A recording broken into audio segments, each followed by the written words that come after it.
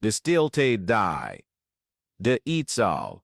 Na de eerste hap van de culinaire criticus overviel, was bijna tastbar, alsof de looks zelf was stilgevallen, wachtend op het vonnis dat alles voor altijd zou veranderen. Clara de Vries paste voor de tiende keer die ochtend haar witte short aan. Haar handen trilden onmerkbaar, terwijl ze voor het eerst de koken van restaurant Belle Époque in ogenschouw nam. De stoom van de pannen creëerde een bijna mystieke mist in de ruimte, maar kon de spanning niet verbergen die als een dreigende stormwolk in de lucht hing. De andere koks bewogen zich in religieuze stilte, hun blikken schoten automatisch weg telkens wanneer Sergio Bakker, de kokenkoning, met zijn zware gecalculeerde passen tussen de werkbanken liep. Zevenbergen was een klein stadje waar iedereen elkaars geschiedenis kende, en het verhaal van Sergio werd in gefluister verteld, een briljante chef die zijn talent tot een wapen van onderdrukking had gemaakt. Zijn woede-uitbarstingen waren legendarisch, ze konden volwassenen tot tranen brengen, en veelbelovende jongeren voor altijd de culinaire wereld doen verlaten. Clara had de verhalen gehoord tijdens haar 3 dagen in het stadje,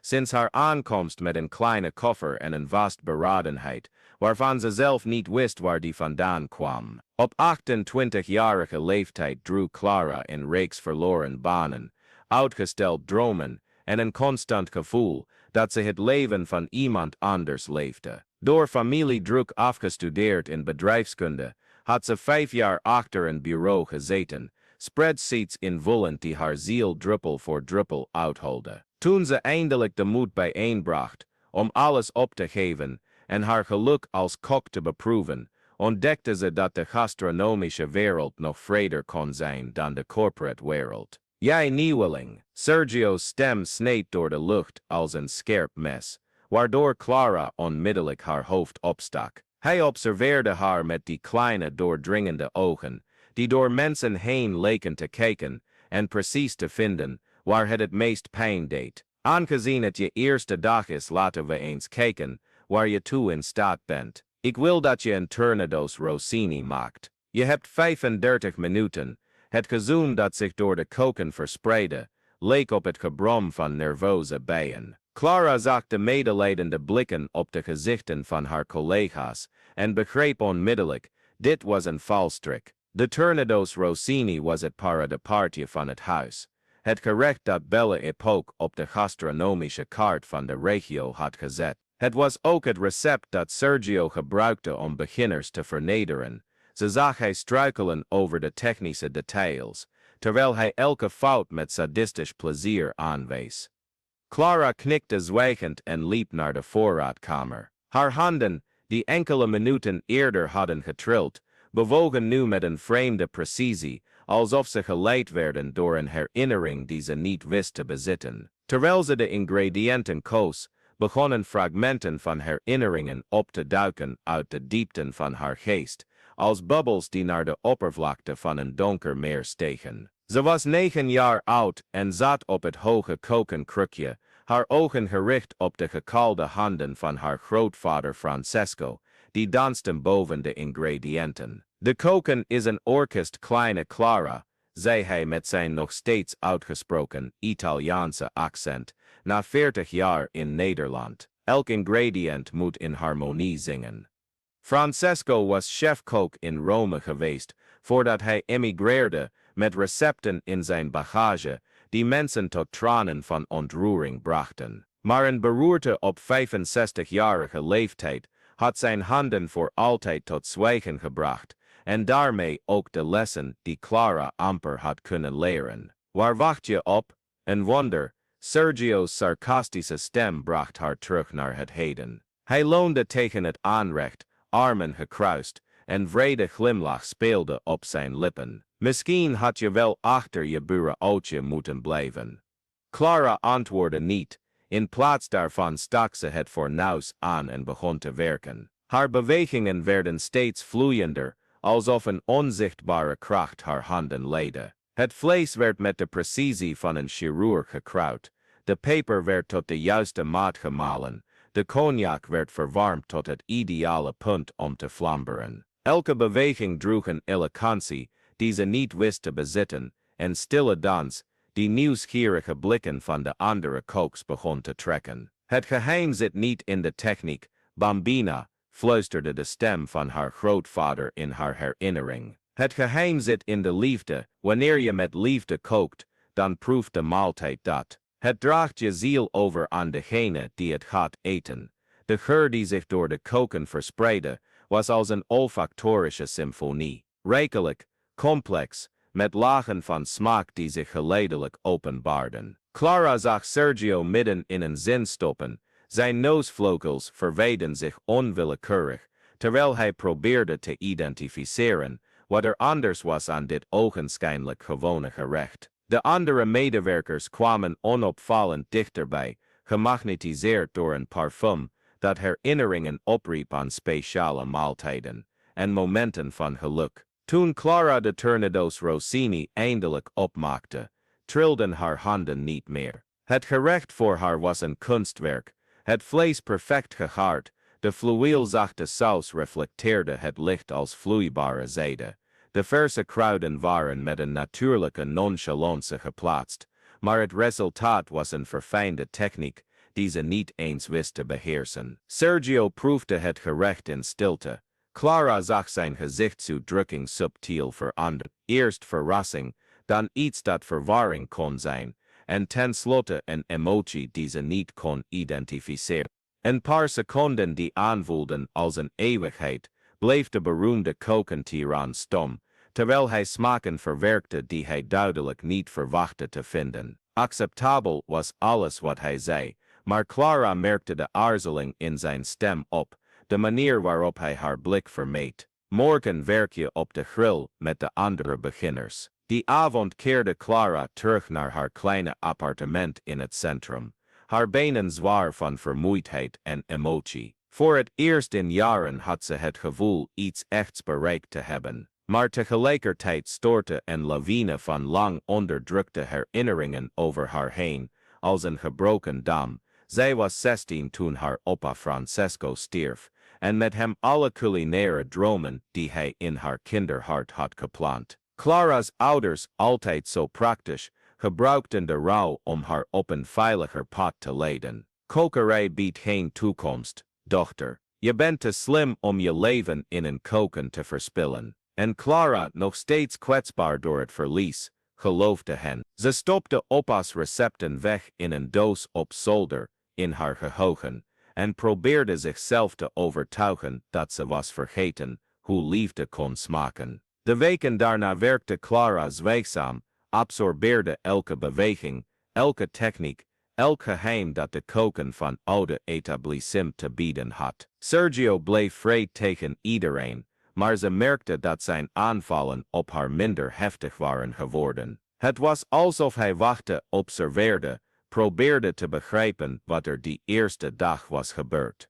De andere medewerkers begonnen Clara tijdens de pauzes op te zoeken. Mark, een souschef van 40 die door Sergio zo vaak was afgebroken dat hij niet meer kon koken zonder trillende handen, vroeg haar om tips over kruiden. Anna, de patissiere, die elke week op het toilet hulde na de publieke vernederingen, begon weer te lachen toen Clara haar gebak oprecht prees. Langzaam, bijna onmerkbaar, begon de sfeer in de koken te veranderen. Je hebt iets anders, zei Mark op een middag, terwijl ze naast elkaar aardappelen schilden. Ik weet niet wat het is, maar sinds jij er bent, is hij. Ik weet niet, rustiger.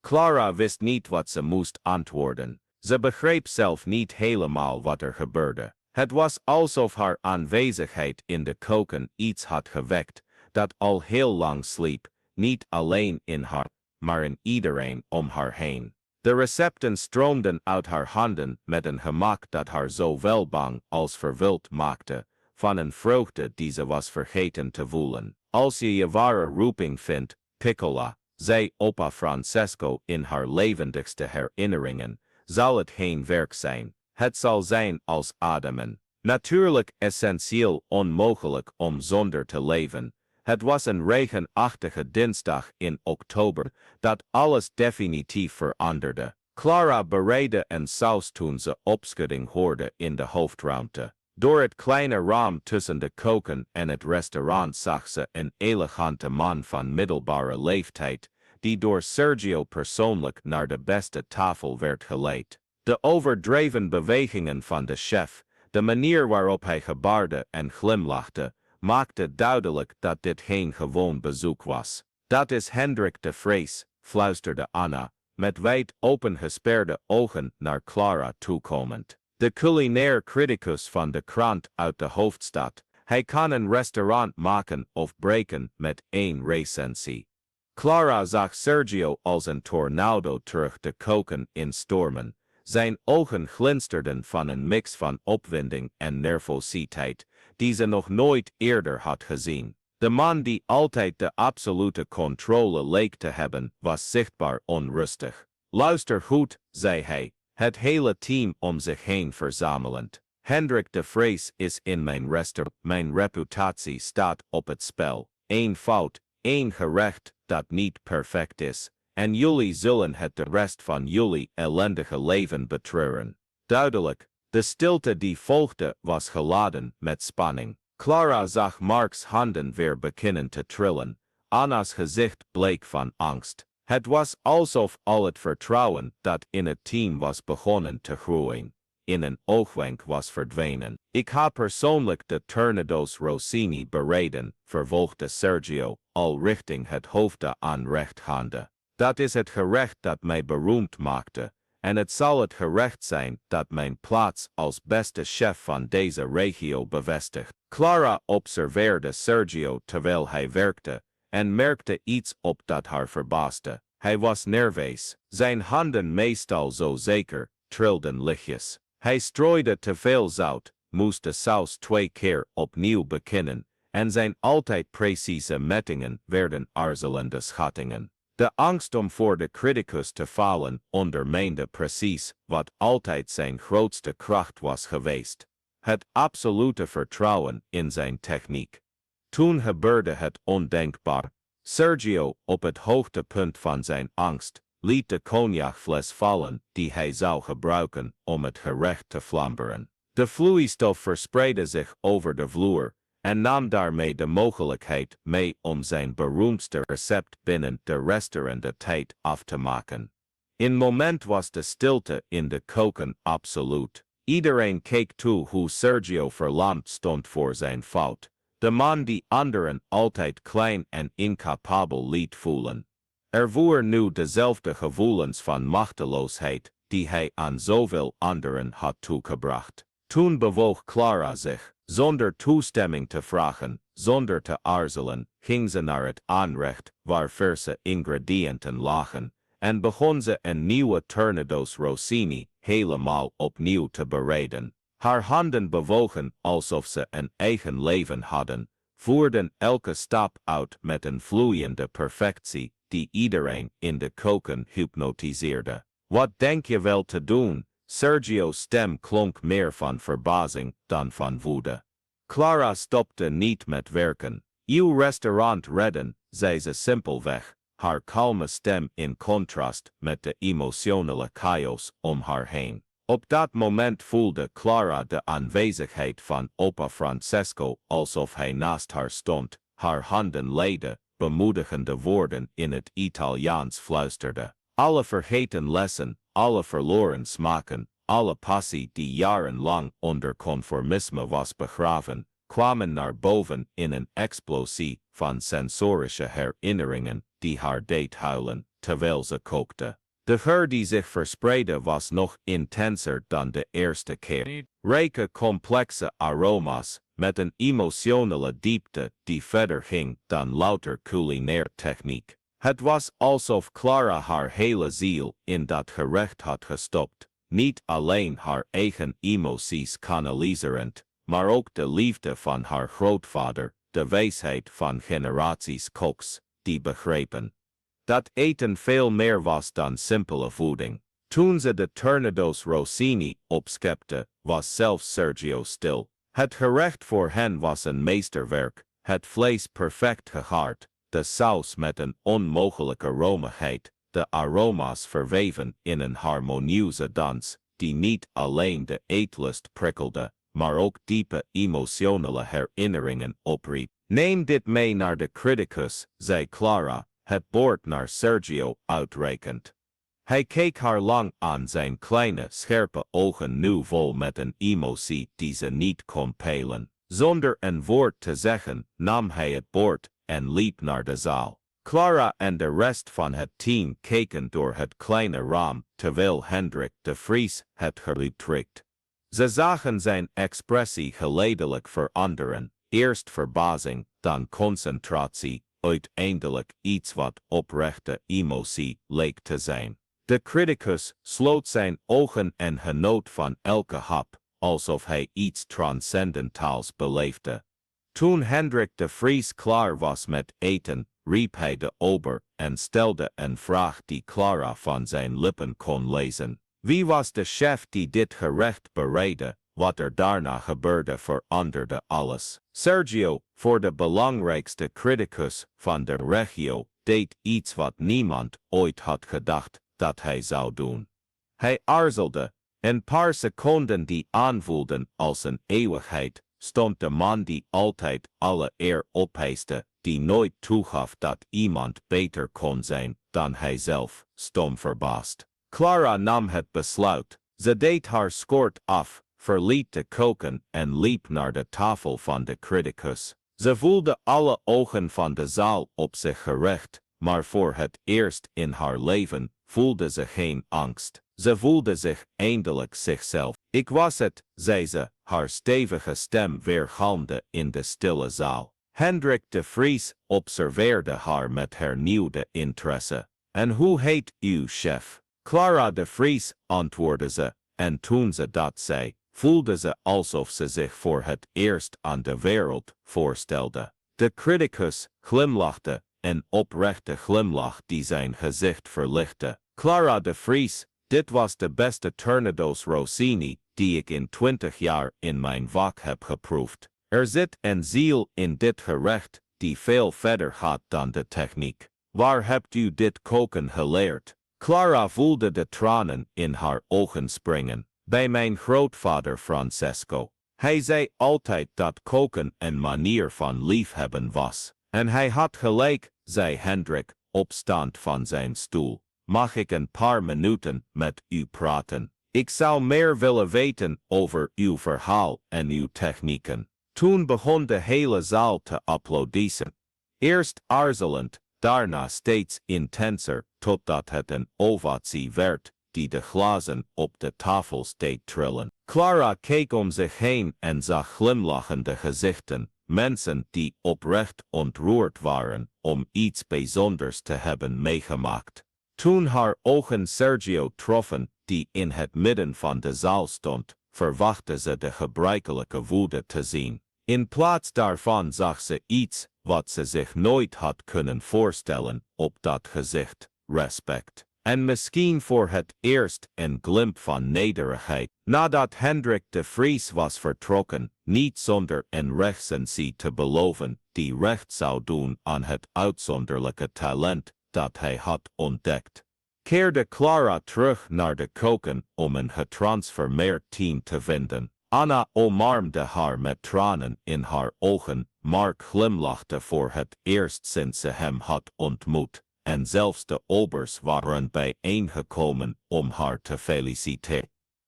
Je moet je inschrijven op mijn YouTube-kanaal, zei Anna, emotioneel. Ik moet je reis volgen, van je leren. En ik zet het belletje aan om geen enkele video te missen. Mensen zoals jij moeten gevolgd worden door mensen die echt de waarde begrijpen van het omzetten van dromen in werkelijkheid. Je verhaal zal zoveel mensen inspireren om niet op te geven. Sergio naderde toen de menigte zich eindelijk verspreidde. Clara bereidde zich voor op de confrontatie, maar hij verraste haar opnieuw. 20 jaar, zei hij, zijn stem lager dan normaal. 20 jaar aan het bouwen van dit restaurant, deze reputatie. En in één nacht toonde een onbekende die een maand geleden aankwam met dat ik vergeten was, waarom ik begon met koken. Clara zei niets, maar observeerde hem aandachtig. Toen ik jouw leeftijd had, vervolgde Sergio, kookte ik ook met passie. Maar op een gegeven moment veranderde de passie in ego, het ego in controle en de controle in angst. Angst om niet goed genoeg te zijn, angst om overtroffen te worden, angst om te verliezen wat ik had opgebouwd. Hij keek rond in de keuken, alsof hij hem voor het eerst in jaren zag. Je hebt me vandaag iets herinnerd wat ik vergeten was. Dat ware grootheid in de keuken niet voortkomt uit het vernederen van anderen, maar uit het verheffen ervan. Niet uit de angst die we opleggen, maar uit de inspiratie die we opwekken. Clara voelde haar hart sneller kloppen. Dat gesprek was het laatste wat ze had verwacht te hebben. Ik wil een voorstel doen, zei hij, eindelijk haar ogen ontmoeten. Word mijn compagnon. Niet mijn medewerkster, mijn compagnon. Help me deze plek te transformeren in wat het altijd had moeten zijn, een plek waar talent wordt gekoesterd, niet vernietigd. Het voorstel weergalmde in de keuken als een verre bel. Clara dacht aan grootvader Francesco, aan de vergeten recepten, aan de verloren jaren achter een bureau, aan de dromen die ze had begraven en die nu weer opkwamen als bloemen na de regen. Onder één voorwaarde, zei ze, geen gegil, geen vernederingen, geen angst. Als we dit gaan doen, doen we het door een omgeving te creëren waarin mensen kunnen bloeien. Sergio stak zijn hand uit. Afgesproken, toen ze zijn hand drukte, voelde Clara dat ze niet alleen een zakelijke overeenkomst bezegelde, maar een pact van transformatie. Voor haarzelf en voor iedereen die daar werkte. In de maanden die volgden, transformeerde oude etablissement volledig. Onder de samenwerking tussen Clara en een vernieuwde Sergio werd het restaurant niet alleen een plek van culinaire excellentie, maar ook een informele school, waar jonge talenten werden ontwikkeld in plaats van vernietigd. De angstige sfeer werd vervangen door een creatieve energie die zowel medewerkers als klanten aansteekte. Clara ontwikkelde een mentorschapsprogramma waarin ze niet alleen kooktechnieken deelde, maar ook de filosofie die ze van haar grootvader Francesco had geleerd, dat koken een daad van liefde was, een manier om mensen te verbinden en blijvende herinneringen te creëren. Mark herwon zijn zelfvertrouwen en werd een uitzonderlijke souschef. Anna begon innovatieve desserts te creëren die de nieuwe specialiteit van het huis werden. De recensie van Hendrik de Vries werd een maand later gepubliceerd onder de titel De wedergeboorte van het oude etablissement, wanneer de ziel de techniek ontmoet. De tekst prees niet alleen het uitzonderlijke eten, maar benadrukte ook de culturele transformatie van het restaurant, waarbij Clara werd gecrediteerd als de katalysator van een verandering die onmogelijk leek. Op een zondagmiddag, 6 maanden na die noodlottige dag, stond Clara in de keuken een speciaal gerecht te bereiden toen ze tussen haar spullen het kookboek van haar grootvader Francesco aantrof dat ze in haar versleten rugzak had meegenomen. De door de tijd vergeelde pagina's bevatten niet alleen ingrediënten en instructies, maar ook herinneringen aan een liefde die haar gevormd had tot wie ze werkelijk was. Dankjewel, nonno, fluisterde ze, haar vingers over de handgeschreven Italiaanse woorden strijkend. Dat je me hebt geleerd dat het nooit te laat is om thuis te komen. Sergio naderde een dienblad met 2 kopjes koffie dragend. Aan je grootvader aan het denken, vroeg hij, haar een kopje aanbiedend. Altijd, antwoordde Clara, het koffie met een glimlach aannemend. Hij zei altijd dat recepten slechts het begin zijn. Het echte ingrediënt is wat je zelf in elk gerecht stopt. En wijze man, zei Sergio, de harmonieuze beweging van de koken om hen heen observen. Weet je, soms vraag ik me af hoe mijn leven eruit zou zien als ik iemand als hij had gehad om me te begeleiden toen ik jong was. Clara keek hem liefdevol aan. De man die ooit bekend stond als de koning van de pan was getransformeerd tot een genereuze mentor, iemand die vreugde vond in het zien van anderen die schitterden, in plaats van zich bedreigd te voelen door hun successen. Het is nooit te laat om opnieuw te beginnen, zei ze. Dat heb je me onbewust geleerd, toen de zon die middag onderging, de hemel schilderend in gouden tinten die zich weerspiegelden in de ramen van oude etablissement, realiseerde Clara zich dat ze veel meer dan een baan of zelfs een carrière had gevonden. Ze had haar doel gevonden, haar ware identiteit, de plek waar haar ziel eindelijk vrij kon ademen. Het kleine dorp Zevenbergen bleef klein, maar herbergde nu iets dat er voorheen niet was. Het bewijs dat mensen kunnen veranderen, dat sluimerende talenten kunnen ontwaken en dat het soms, om een tiran te transformeren, niet nodig is om te schreeuwen of te vechten. Het is genoeg om met authenticiteit en excellentie te laten zien dat er een betere manier is om te leven en te werken.